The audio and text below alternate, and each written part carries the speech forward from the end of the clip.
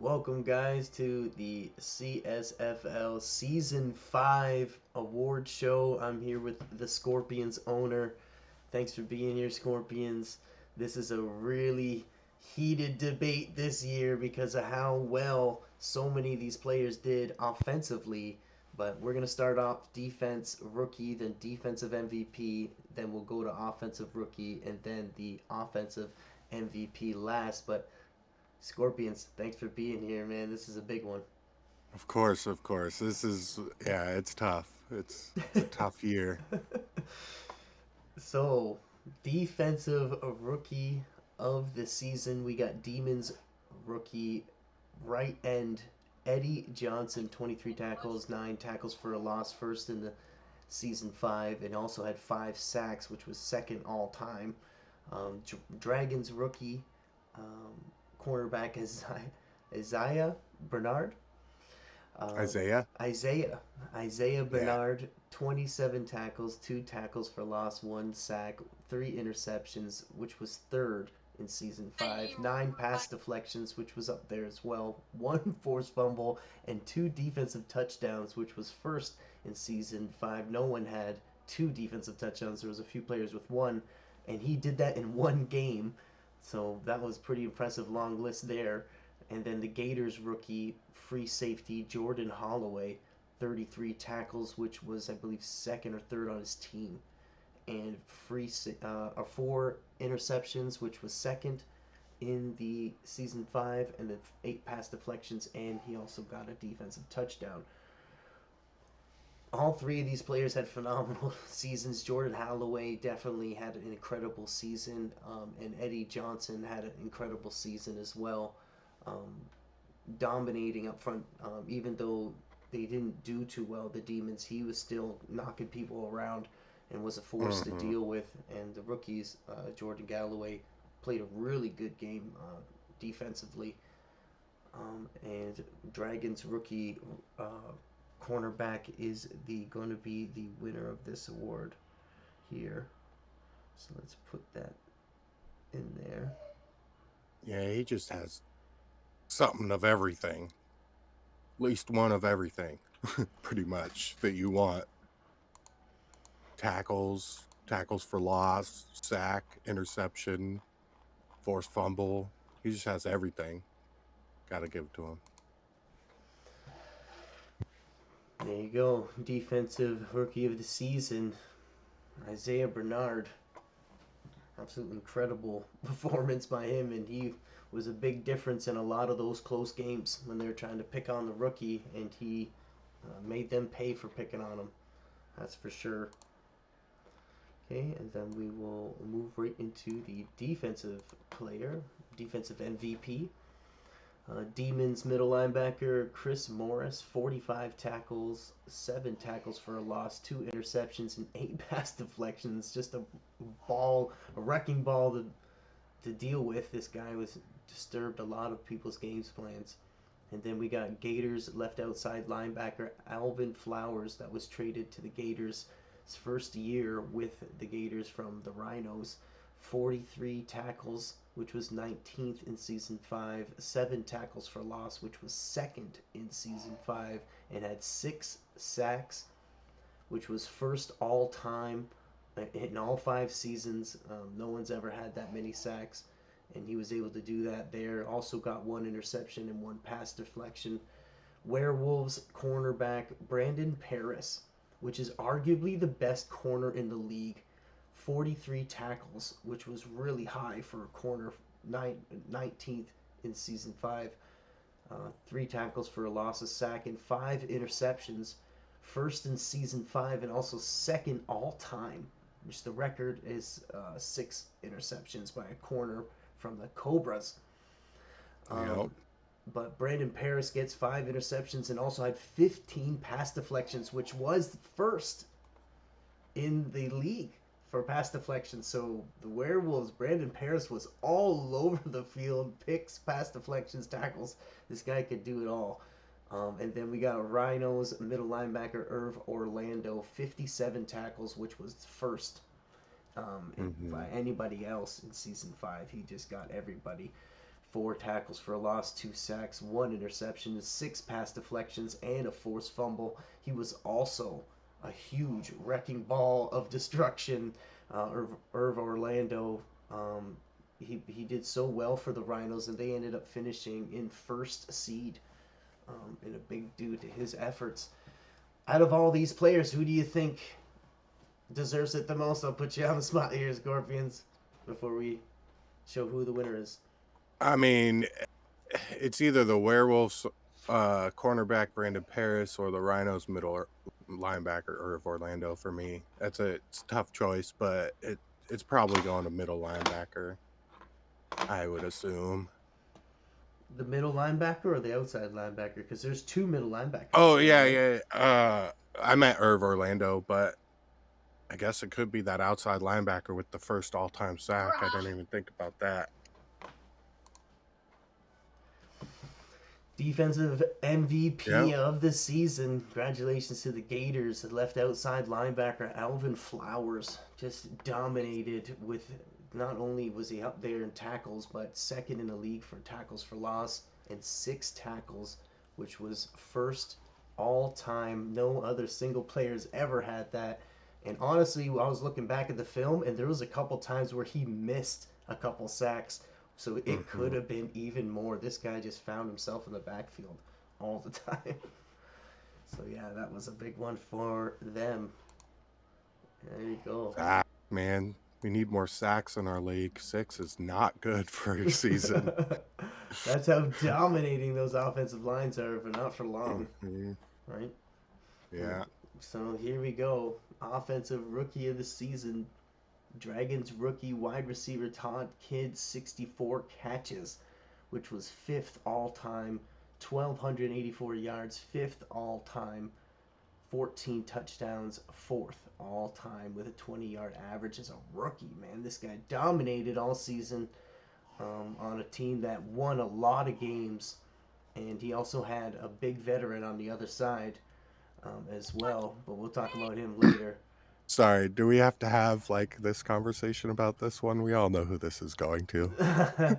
Werewolves. Sorry, go ahead. Well, honestly, Craig Jackson's got a real good argument too, and so Yeah. but Brian Miller here. Let's look at Brian Miller here. He Yeah, also yeah. played really well. 3,500 yards, 5th all time, 21 touchdowns, 16 interceptions though. He played absolutely phenomenal. The Werewolves there, rookie Brian Miller. But the Werewolves rookie wide receiver Craig Jackson had 74 catches, which was second all time, 1,123 yards, 9 touchdowns, 15-yard average. Craig Jackson, 2 Werewolves up there for the rookies of the season for the Werewolves, but the Scorpions think it's a slam dunk for the Dragons here, or what? Yeah, wide receiver Todd Kidd gets this 100%. He killed it.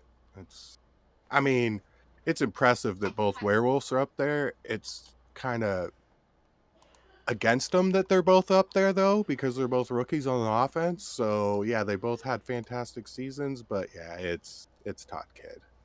I mean, look at that. 5th all time, 5th all time, 4th all time in his rookie season. Absolutely. Absolute slam dunk for sure. Offensive rookie of the season goes to Todd Kidd. There will be no Todd Kidd snubs today. Yeah. And the award goes to this young man. Absolutely phenomenal, performance by that young wide receiver there. And now, no more time wasted. Let's get Like I into the said, sorry, heated debate here. Go ahead. before we get into that, like I said, it's kind of unfortunate that both werewolves were up there at the same time for offensive rookie MVP because if they weren't, it might have been a little bit different. Like if there was a veteran quarterback with Craig Jackson, it could have been different. That's all I'm saying. Absolutely. Yeah, Okay. absolutely. Absolutely. And here we go into the worst one of the season. I don't know. It's tough. This is the toughest one. We took it to the Facebook forums and everything. We had no idea who to pick. We had a couple hunches, but man, every single one of these guys has got a claim. I feel like I should stop this video and start a brand new video because of how much this is. Offensive MVP, Dragons wide receiver Barry Perkins, 83 catches, and absolutely smashes the catching record, which was 61 before this season. Gets 83 catches, which is first all time, 1,511 yards, which is first all time by, I believe, 200 yards. And then 18 yards a catch, 15 touchdowns, which is also second all time. Barry Perkins for the Dragons wide receiver just absolutely went off. Had two different quarterbacks all year. Also had a rookie running back and a rookie on the other side. Barry Perkins really took his team to the next level, and they ended up finishing second seed, but were first seed pretty much all year. Actually, were all year until the last week. And now we got Demons quarterback Eric Watson, 132 quarterback rate, point 0.2 quarterback rating, 4,000 receiving yards, first all time, 3,500, I believe is the second closest ever. So he smashed, absolutely smashed the passing record with over 500, almost 600 yards. And then 39 touchdowns, first all time, which is also smashed. I believe it was 31 touchdowns or 32 touchdowns, which was the record before this, and he Might I smashed it by like might 7. I interrupt for a second? Go, Who go was the ahead. record? Who was the records held by before that? Before Eric Watson smashed him? Do you know Yeah, hold offhand? on. Let's bring it up right here. Boom. So this is the all-time stats. We keep track of all these stats in this league. So here's Eric Watson, um, receiving yards. You'll see up on the top right there, he got 4,000. And Alonzo Atkins in season 5 had 3,500. Jeannie Ingram had 3,500. And Eric Watson also had 3,500 So yeah, back he did in season 3. beat a different quarterback's record, but yeah, he does it every season, just like Eric Reeves kind of does it every season. This guy smashed the record by 500 something yards. He had, look at it, we'll take a look there. It was 32 touchdowns in season 3 was the record, and then season 5 Eric Reeves and Watson broke it, but Watson broke it by 7 touchdowns. Absolutely crushed that as well. Let's take a look. Let's take a look. Where is it? Boom. Back here, Eric Watson had 10 interceptions in 11 games and was 62 completion rating. They just missed the playoffs by one game, a tiebreaker that went right down to the last game of the season. Eric Watson on one of the best offenses in the league for sure. Goes up and breaks multiple passing records and absolutely has an insane claim for this. Then we got Blue Jays quarterback Eric Reeves, 144.4 quarterback rating, 3,200 yards, 8th all time, 34 touchdowns, 2nd all time, and 3 interceptions in 11 games, 66 completions, and that 3 interceptions just is just unbelievable. That's That's crazy. that's just That's crazy. that's such good consistency, and Yeah. it's so good. But E- yeah, yeah, Eric Reeves has got an argument for sure. He's got he's um, he's definitely got the argument for the quarterback, in my opinion. If it was between the two quarterbacks, in my opinion, it would go to Reeves. a lot of But people in the it's comments not say just Reeves too. between those. People say agree. A lot of people saying Reeves just I because they're mean, seeing that 3 interceptions. Eh? don't get me wrong, Eric Watson is very, very impressive, and he always is very impressive with his yards and touchdowns. He just throws too many interceptions. If he didn't throw so many interceptions, they might have had a chance to be in the playoffs this season. Eric Watson, man, broke the passing record and the most touchdowns ever, man. So impressive. It's They crazy. just And talk the ball a lot. And now Eric Reeves gets second most passing touchdowns and has only 3 interceptions. And Eric Reeves, out of 34 of his touchdowns, 16 of them went to one guy named Antrell Adams, which actually set the record for the most touchdown catches in a season ever. This was one of the craziest offensive seasons in CSFL history in season 5. All of the offenses exploded and finally gelled perfectly, and we broke almost every, if not every, offensive record this year. And that's Mm-hmm. what it's really coming down to here. Eric Reeves had a phenomenal season there with the Blue Jays and one of the best rated, actually, the first rated defense with only 313 points allowed. The Gators running back Rico Bennett, 1,587 yards, second all time. Take a look at this young man. He's a 1 year pro, 21 touchdowns, first all time, 7.1 yard average, 81 broken tackles, which was second all time next to next to Willie Burnside, who had 83. Um, back when he crushed the rushing record, and Rico Bennett has 81 in 11 games, 7 catches, 87 yards. But Rico Bennett, let's talk about him for a second. He's got an absolute claim for this as well. A good argument, should I say? He took a team like the Gators, which have a scrambling quarterback, a young scrambling quarterback. Not no against the Thomas Brown, he's a great quarterback, but he's young and he's a runner. He's and throws, but he's not elite yet. And his receiving core, they got one receiver that's an 88 overall, Darius Henson, and then everyone else is 81 and under. He doesn't have a huge offense supporting him. The Gators didn't make the playoffs the year before, I believe, and struggled last year. And Rico Bennett comes in there and just absolutely dominates every game. He had 5 touchdowns, 300 yards against the Cobras. Played during the regular season and played absolutely lights out every week. No one could stop this guy, Rico Bennett. Man, what do you think about this guy? Yeah. In my opinion, it's the most impressive. He this was his second year. He wasn't a rookie, but his second year, and he literally carried the Gators to playoff contention, in my opinion. He took their team on his back. I mean, Thomas Brown obviously did some work too, but the the touchdowns, first all time for a running back, is very, very impressive, especially since he didn't even get first time all yards. Burnside still carries or holds that with like 1,800 or something.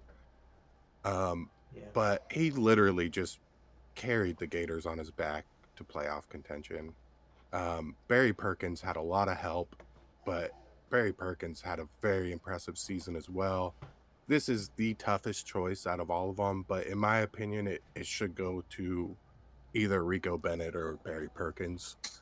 Both quarterbacks had fantastic um, seasons, but they kind of do the same thing every year. They're veterans. Yeah, it's very, very impressive, but to me, it's it's Rico Bennett because it's his second season, and that's just impressive. Getting first all time in two category or in one category, I guess, and second all time in two other categories Yeah, for it's a running back. That's yeah, impressive to me. that is impressive, man, and it's true. And if you watch all the games, man, Rico Bennett just he was a train. He was a train out there. Yeah. And Eric Reeves was extremely efficient. Eric Watson was was lighting it up, almost 4 touchdowns a game, averaging 3 4 touchdowns a game, pretty consistent. And then Barry Perkins was absolutely getting like huge amount of catches, almost 8 9 catches a game. It felt like sometimes, and he did so well and dominated so well with a very very young offense. So before we let it go here. We're gonna let you guys know exactly who won, but take a look at some of these comments by Zachary here. Perkins has him between Watson for me.